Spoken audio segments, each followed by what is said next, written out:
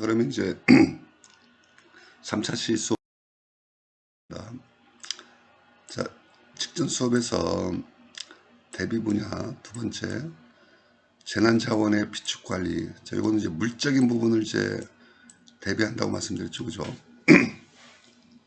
자, 재난관리 자원이라는 것은 수습 활동에 필요한 장비, 물자, 자재 및 시설로 뭐 수방자재라는 것은 이제 물 관련된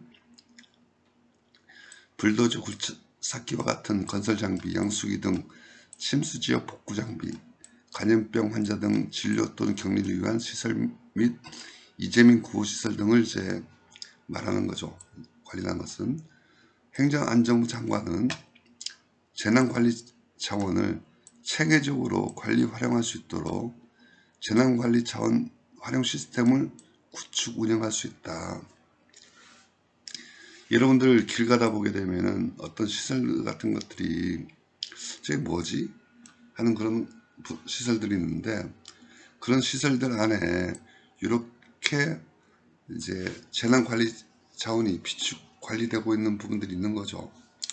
저도 지역을 돌아다니다가 이제 발견한 시설 중에 하나가 요 시설이 되겠는데, 제가 지우개 좀 쓰겠습니다. 요 시설이 되겠는데, 국도변에 여기 보게 되면은 경상북도 재난관리자원 관역 거점 센터로 돼 있어요. 즉 이건 무슨 말이냐? 경상북도에서 어떤 재난에 대해 가지고 어떤 재난관리 자원을 요 건물에 뭐 4층 규모에 어디까지 해당되는지까지 모르겠지만은 요 건물에 비축해 둔 거죠. 그러면은 아마 이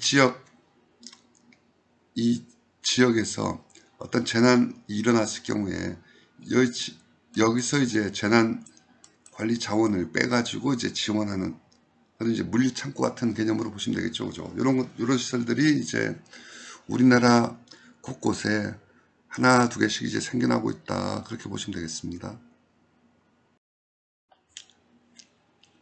그러면서 이제 대비 분야의 이제 특정 관리 대상 지역의 관리를 어떻게 할 것이냐. 자, 책임기관의 장은 재난을 효율적으로 관리하기 위해 가지고 관리해요. 재난 유형에 따라, 재난 유형이라는 건 많겠죠, 그죠? 예를 가지고 뭐 수해 같은 것도 있고 화재 같은 것도 있고 산불, 뭐 지진, 뭐 이런 게 있겠죠, 그죠? 포항이나 경주 같은 경우는 지진에 대한 게 조금 최근에 많이 들었었겠죠, 그죠? 자, 그거에 따라 가지고 위기관리 매뉴얼을 작성 운용해야 된다. 이 매뉴얼이라는 것은 뭐냐 그러면은 하나의 지침서로 보시면 될 것 같아요. 지침서. 이런 상황이 나왔을 때는 여기에 연락해야 되고, 예를 가지고 산사태가 일어났어요. 산불이 일어났어요. 그러면은 이걸 어디다 연락해야 되지 했을 경우에, 이런 경우에는 어디에 연락해야 되고 어떤 식으로 대처해야 된다 하는 게 이제 적혀 있는 하나의 지침서가 이제 매뉴얼이 되겠죠, 그죠? 그 매뉴얼을 작성하고 운용해야 되는 거죠,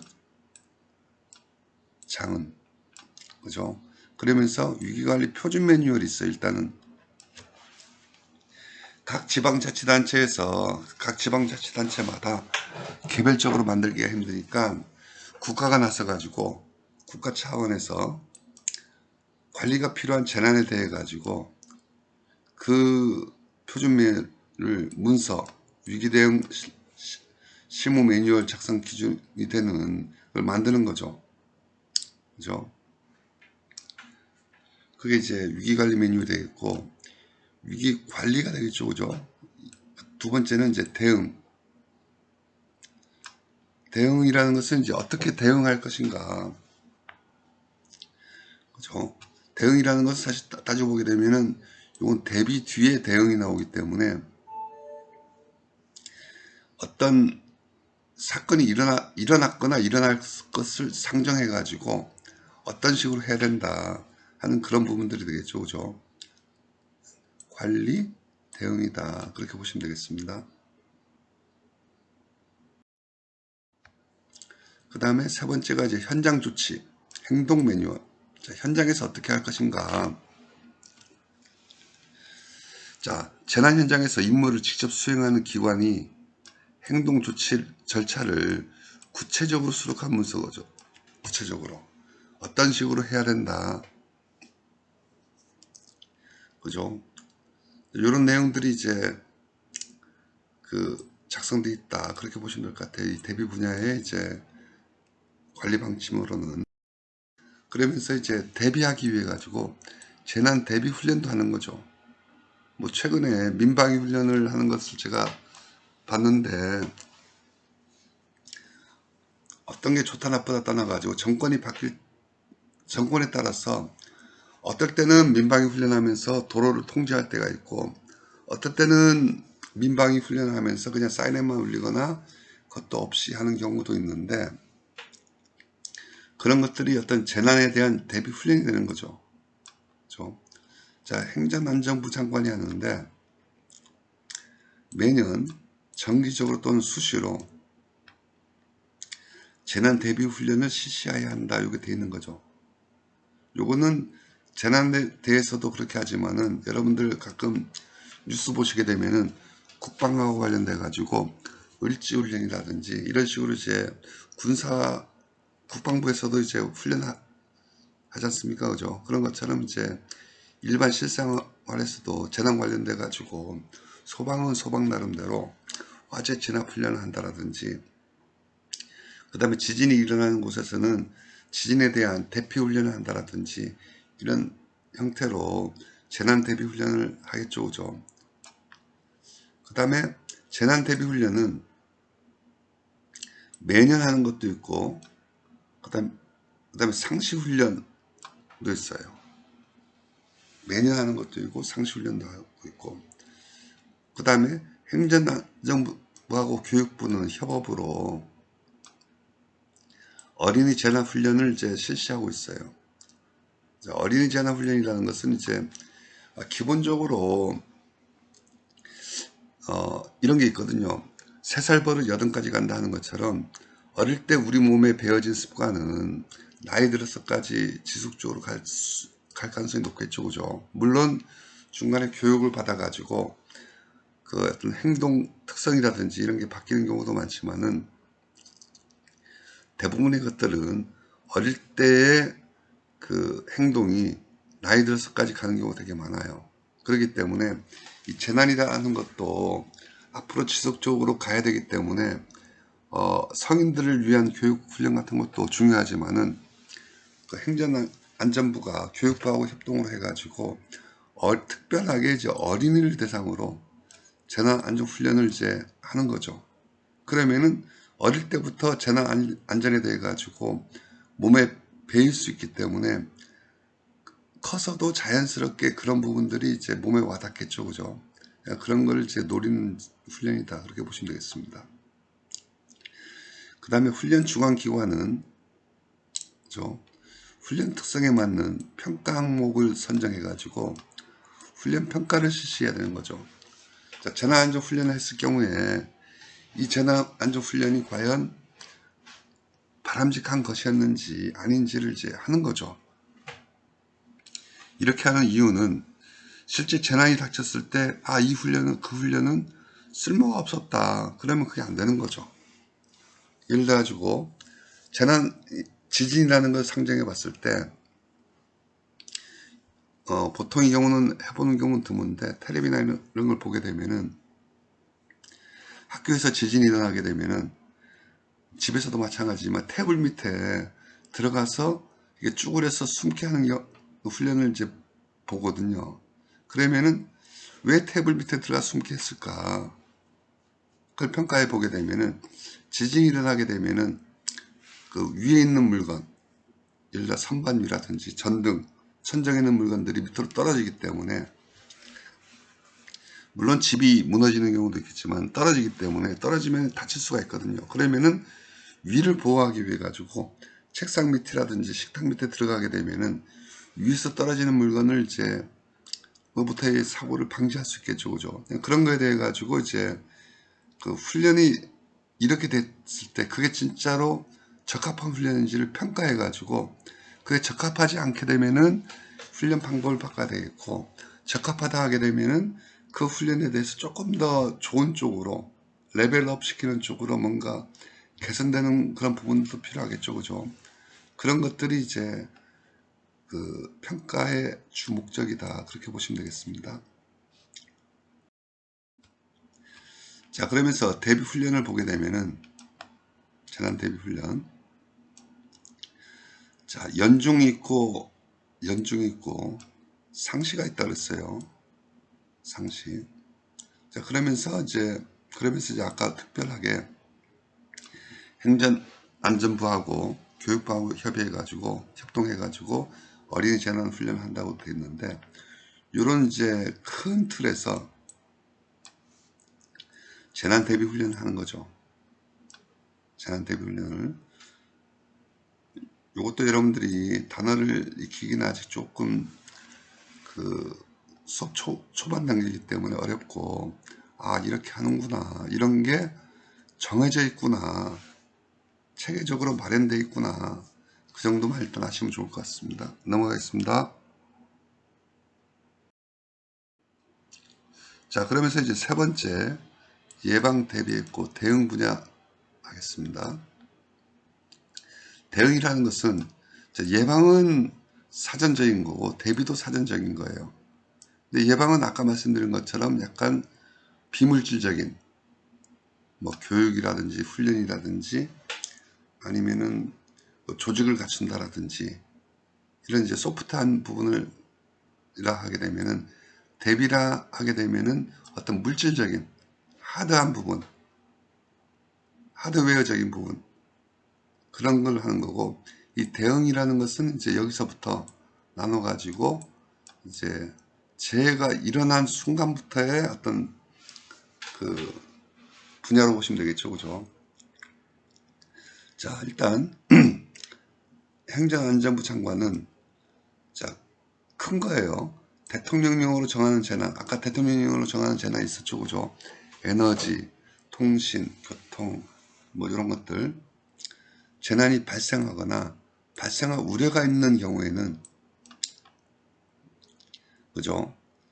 긴급 조치가 필요하다고 인정하면은 중앙위원회 심의를 거쳐가지고 재난 사태를 선포할 수 있는 거죠.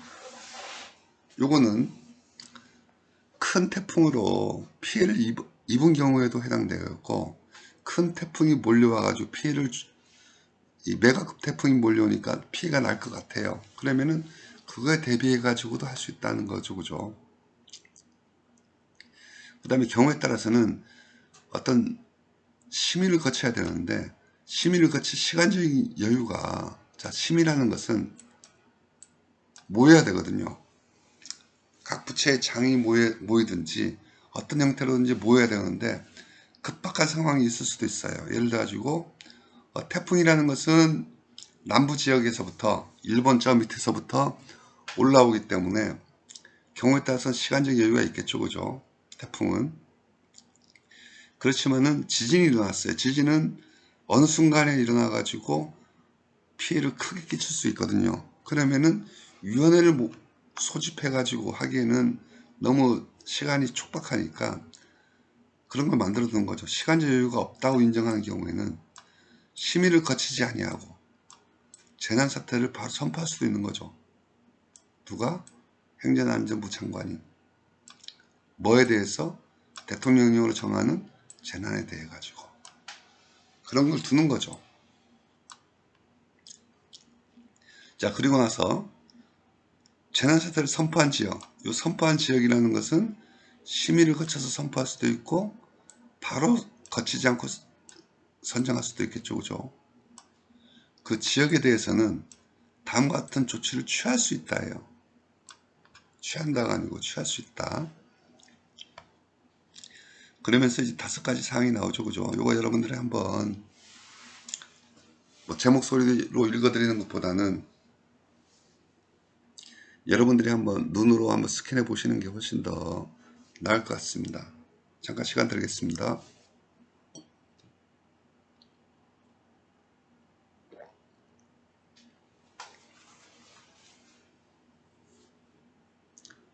자, 다 읽을 줄 알고 그 다음 페이지로 넘어가겠습니다.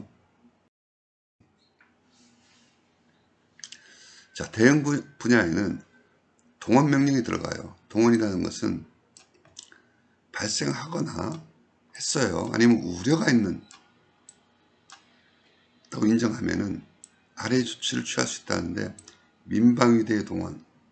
자, 군대를 갔다 온 경우에는 민방위대에 소속되죠. 그죠? 그러면은 이 사람들은 예비군인, 예비에 동원할 수 있는 인력이 되는 거죠. 자, 우리나라 같은 경우는 남북이 분단돼 있어요. 그죠? 북한이 있고 남한이 있고.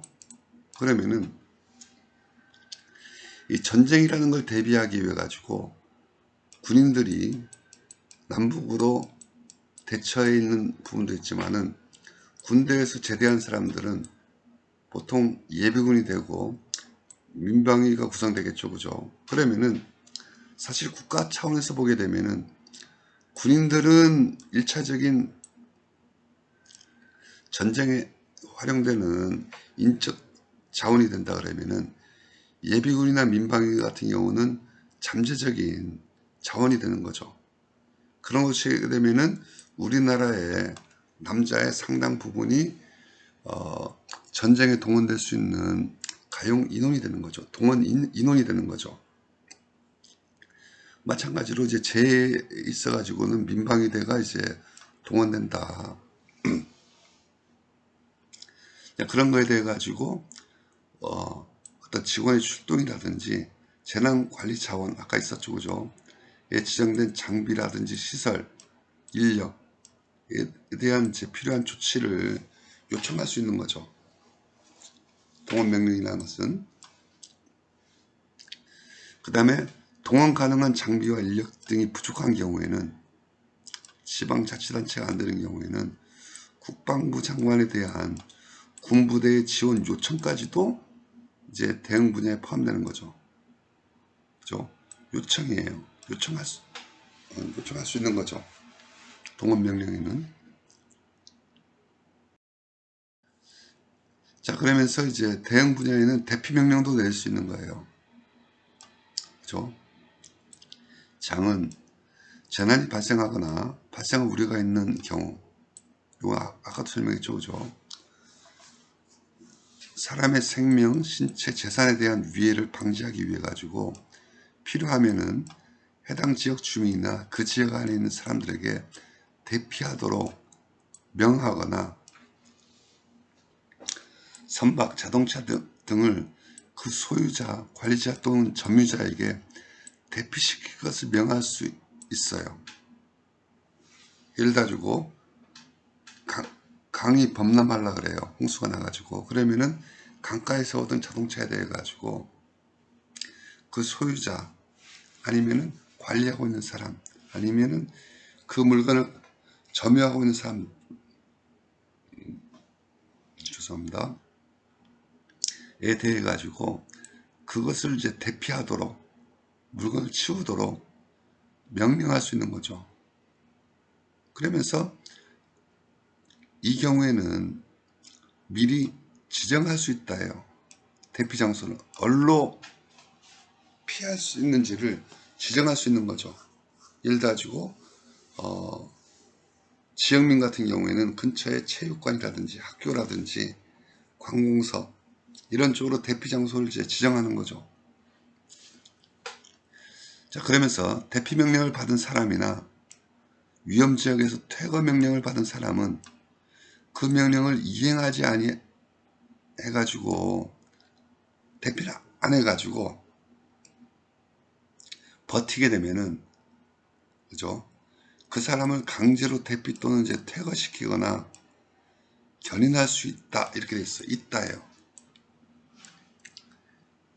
그죠? 할 수 있다. 이걸 만들어 두는 거죠. 이 내용이 없게 되면은 어떤 우려가 있는 지역에 대피 명령을 내렸지만은 대피를 안 해요. 그러면은 손쓸 방법이 없어요. 근데 그거에 대해 가지고 강제 혼을 주는 거죠. 그 다음에 견인할 수 있는 그 조항을 만들어 두는 거죠. 그런 부분이다. 그렇게 보시면 되겠습니다. 자, 그러면서 이제 마지막으로 다가오는데 복구 분야. 자, 복구는 피해가 일어나는 것에 대해서 이제 그 회복시키는 단계로 보시면 되겠죠. 그죠? 예방은 사전적인 거, 대응은 준비적인 거, 대비는, 대응은 재난이 일어난 상황에서의 어떤 부분, 복구는 그 이후 부분. 사실은 대응하면서 복구도 해야 되겠죠. 그죠? 자, 보시게 되면은 피해 조사하고 복구 계획이 들어가요. 일단 조사를 해야 되겠죠. 그죠? 자, 재난으로 피해를 입은 사람은 피해 상황을 어떤 정하는 바에 따라 가지고 신고해야 되겠죠. 그죠? 그 다음에 신고를 받은 기관의 장은 피해 상황을 조사한 후에 보고해야 되는 거죠. 자, 내용을 보시면은 신고할 수 있으며 돼 있는데 신고 안 해도 돼요. 피해 상황을. 예를 들어가지고 내가 단독주택에 사는데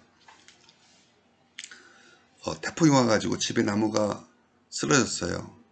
뭐 그거를 뭐 우리 집 나무가 쓰러졌으니까 그냥 나무 쓰러진 걸로 해가지고 아니 담이 무너진 걸로 해가지고 뭐 그냥 고치면 되지, 낡았으니까 해서 넘어갈 수도 있고, 아니면 그거를 피해 신고로 신고할 수도 있는 거죠. 선택 여지가 있는 거죠. 자, 그랬을 때 피해 신고를 받게 되면은 피해 상황을 조사해 가지고 이제 그 다음에 위에 보고해야 되는 거죠. 일단 피해 발생했을 때 피해 신고는 사유 개인 재산하고 공공하고 나누는 거죠.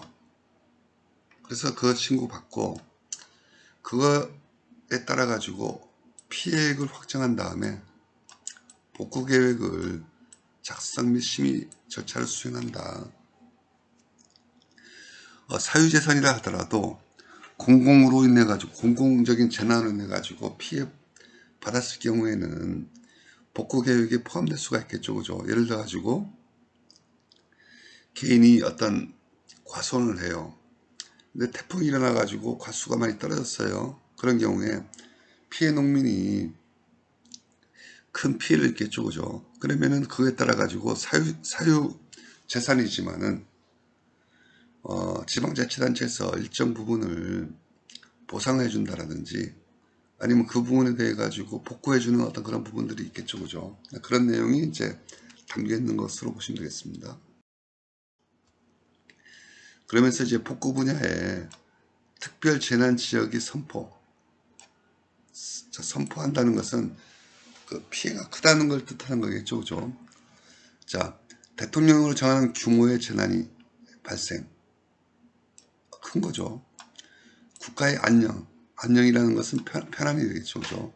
안녕이라든지 사회 질서 유지에 중대한 영향을 미치거나 피해를 효과적으로 수습하기 위해 가지고 특별한 조치가 필요하다고 인정하거나 지역본부장의 요청해 가지고 타당하다고 인정하는 경우, 예를 들어 가지고 어느 지역에서 피해를 입었는데 피해 규모가 커요. 그럼 그 지역 본부장이 행정안전부 장관 앞에 요청하는 거죠. 이 지역은 특별재난지역으로 선포해달라. 그러면은 그 재해의 규모에 따라서 선포될 수도 있고 안 될 수도 있고, 선포되게 되면은 중앙에서 지원이 내려가겠죠. 그죠? 그러니까 이런 거예요. 지역에서 재해가 발생했어요. 지역에서 일단 불이 났다고 가정할게요. 그죠? 근데 불이 났는데 이 불을 지역에서 소방활동을 했는데 그 불의 규모가 조금 컸는데 이거를 중앙에다가 건의해 가지고 특별재난지역으로 선포해달라. 대통령으로 정하는 규모의 피해지만은 피해 규모가 크기 때문에 특별 재난지역으로 선포해달라 이렇게 요청을 하는데, 요청을 받아들여 가지고 특별재난구역으로 될 수도 있고 안 될 수도 있어요. 자, 되는 거하고 안 되는 거의 차이점은 뭐냐, 특별재난구역으로 선포하게 되면은 밑에 나와 있죠, 그죠? 선포된 지역에 대해 가지고 피해 주민의 구호 복구비 지원, 학자금 면제 등 각종 지원 외에도 응급대책 및 재난구호 복구에 필요한 행정상, 재정상, 금융상, 의료상의 특별 지원을 받을 수 있는 거예요. 특별 지원. 그러니까 지방자치단체에서 어떤 재해가 일어났는데 지방자치단체에서 그냥 재해에 대한 복구 활동을 하려고 하게 되면은 약간 행정적, 재정적, 금전적, 의료상의 지원 자체가 조금 약할 수 있는데, 특별재난지역으로 선포되게 되면은 바깥에서 큰 지원을 이제 받을 수 있다는 거죠. 지원을. 크죠, 그럼. 이런 부분이 이제 포함되는 게 이제 특별재난지역의 선포다. 일단 이렇게 말씀드리겠습니다. 아마 이 뒤에 부분도 있는데, 일단 그 3강 3차시에서는 이 정도로 해서 마치겠습니다.